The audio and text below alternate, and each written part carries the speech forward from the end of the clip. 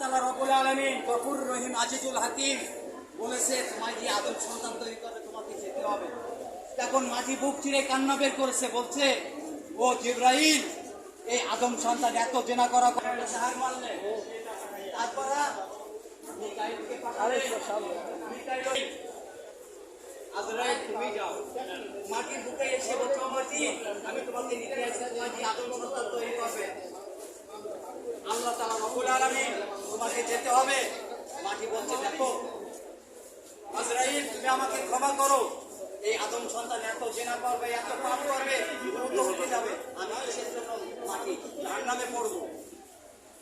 তখন আজরাইল কোনো কথা না শুনে তখন মাটির দিকে থাবা মারলেন।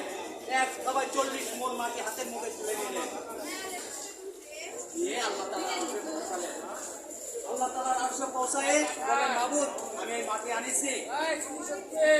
একধারে রেখে দিলেন আঠুলে মাটি, মেঘমালাকে বললেন, ও দিয়ে আল্লাহ তাআলা রব্বুল আলামিন ভিতরে যখন জানলা ফুঁকে দিলেন, প্রতিবার বললেন শুকর আলহামদুলিল্লাহ। তখন আল্লাহ তাআলা রব্বুল আলামিন ফেরেশতাগণকে বলেন, ও ফেরেশতাগণ, তোমরা সবাই আদমকে গ্রেফতার করো।